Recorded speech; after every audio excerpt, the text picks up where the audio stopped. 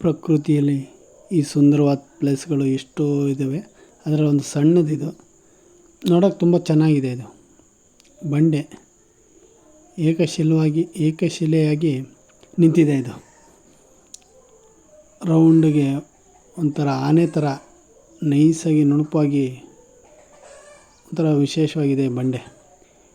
ಇದು ನೋಡಿ, ಇದು ಬಂಡೆ ಮೇಲ್ಗಡೆ ಹತ್ತಿ ತೋರಿಸ್ತೀನಿ ನೋಡ್ರಿ, ಹೇಗಿದೆ ನೋಡ್ರಿ. ಇದು ಸಕ್ಕತ್ತಾಗಿದೆ. ಇದು ಥರ ಮೇಲ್ಗಡೆ ಈ ರಜದ ಟೈಮಲ್ಲಿ ನಾವೆಲ್ಲ ಮಕ್ಕಳುಗಳು ಆಟ ಆಡ್ತಾ ಇದ್ದಿದ್ದು ಜಾಗ ಇಲ್ಲೇ. ಸುಮಾರು ವರ್ಷಗಳ ಕೆಳಗಡೆಯಿಂದ ಸಣ್ಣ ಹುಡುಗರಿಂದ ಆಡ್ತಾ ಇದ್ದಿದ್ದ ಜಾಗ ಇದೆ. ಇದ್ರ ಮಧ್ಯ ಅದು ಹೇಗೆ ಒಂದು ಕೆರೆ ಥರ ಸಣ್ಣದಾಗಿ ಒಂದು ನೀರು, ಮಳೆದು ನೀರು ಶೇಖರಣೆ ಆಗಿರೋದು. ಇದು ಮೇಲೆ ನೋಡಿ, ಇನ್ನೂ ಹೈಟಲ್ಲಿ ಹೋಗಿ ತೋರಿಸ್ತೀನಿ ನೋಡ್ರಿ, ಹೇಗಿದೆ ನೋಡಿ. ಆನೆ ಮಲಗ್ದಾಗಿದೆ, ಮೈ ಥರ ನುಣುಪಾದ ಬೆಟ್ಟ. ಅಲ್ಲೆಲ್ಲೂ ಮಣ್ಣು ಕಲ್ಲು ಮಿಕ್ಸ್ ಇಲ್ಲ, ಏಕಶಿಲೆಯಾಗಿ ಇದೆ. ಸೇಮ್ ನೋಡಿ, ಅಲ್ಲಿ ಆನೆ ಮಲಗ್ದಂಗಿದೆ ನೋಡಿ. ಆ ಕಡೆ ಕೆಳಗಡೆ ನೋಡಿ, ಅಲ್ಲಿ ಯಾವ ಥರ ಇದೆ ನೋಡಿ. ಸೇಮ್ ಆನೆನೇ ಮೈ ಚರ್ಮ ಒದ್ದು ಮಲಗ್ದಾಗಿದೆ. ಇದು ಒಂಥರ ಡಿಫ್ರೆಂಟ್ ಆಗಿದೆ ಬಂಡೆ. ಇದು ನೋಡೋಕೆ ಒಂಥರ ಏನೋ ಉಂಟು. ರಜದ ಟೈಮಲ್ಲಂತೂ ಮಕ್ಕಳಿಗೆ ಮಾತ್ರ ನಮಗೆ ಟೈಮ್ ಪಾಸ್ ಒಳ್ಳೆ. ಆವಾಗ ಆಟ ಆಡೋಕ್ಕೆ ಸಕ್ಕತ್ತಾಗಿತ್ತು.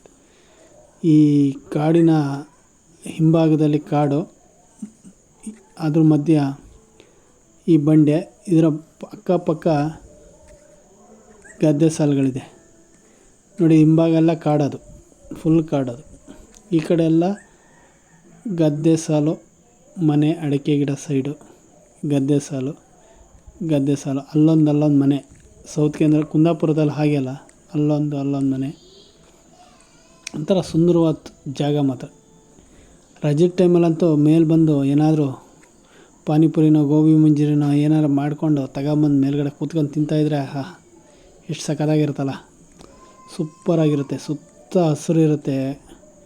ಇನ್ನು ಮಳೆಗಾಲದಲ್ಲಿ ತುಂಬ ಭತ್ತಗಳನ್ನ ಹಾಕ್ತಾರೆ, ಗದ್ದೆ ನಾಟಿ ಮಾಡ್ತಾರೆ. ಆವಾಗಂತೂ ನೋಡೋಕ್ಕಂತೂ ಎರಡು ಕಣ್ಣು ಸಾಲದು. ಆ ಮಳೆಗಳು ಹುಯ್ತಾ ಇದ್ರಂತೂ ಕುಂದಾಪುರ ಸೈಡ್ ಮಳೆ ಹೊಡೆಯೋದು ಗೊತ್ತಲ್ಲ, ಸಿಕ್ಕಾಪಟ್ಟೆ ಮಳೆ ಬರುತ್ತೆ, ಜೋರಾಗಿ ಮಳೆ ಬರ್ತಾ ಇರುತ್ತೆ.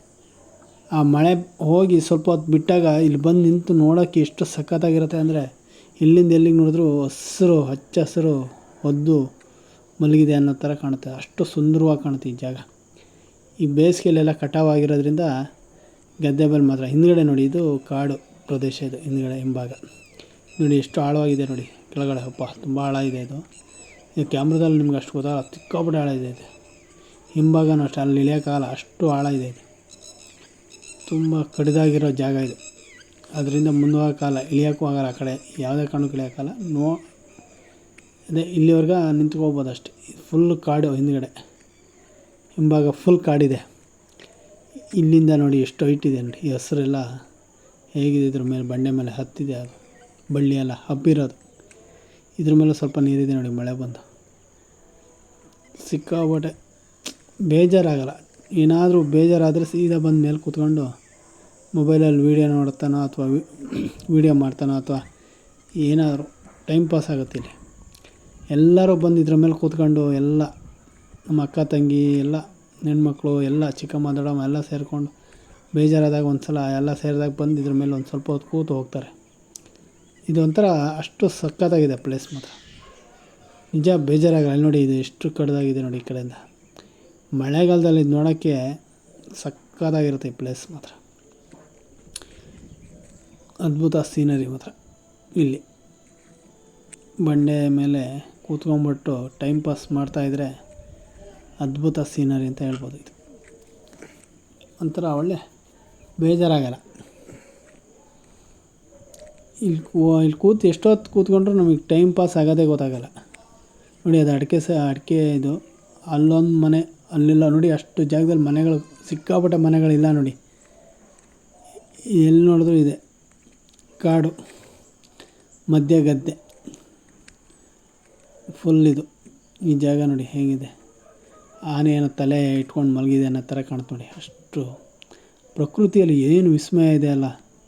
ಇದೆಲ್ಲ ಹೇಗೆ ದೇವರು ಏನೆಲ್ಲ ಸೃಷ್ಟಿ ಮಾಡಿದೆ ನೋಡಿ, ಅದ್ಭುತ ಮಾತ್ರ.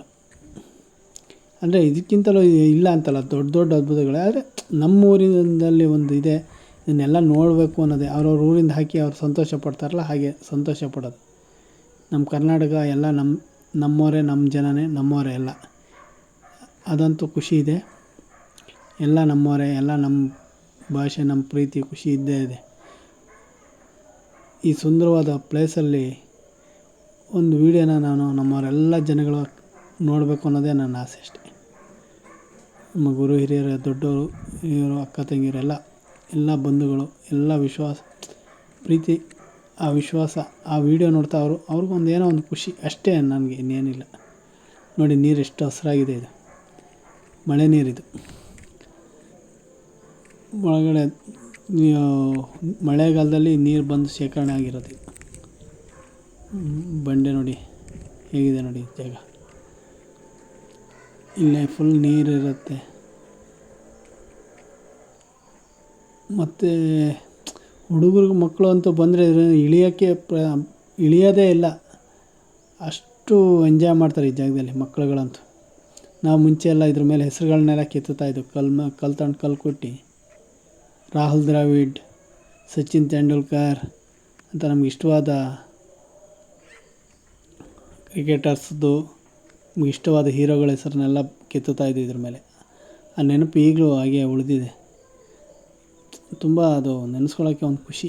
ಈಗಲೂ ನಾವು ಅದ್ರ ಮೇಲೆ ಹತ್ತಿದ್ರೆ ನಾವು ಅದೇ ಚಿಕ್ಕ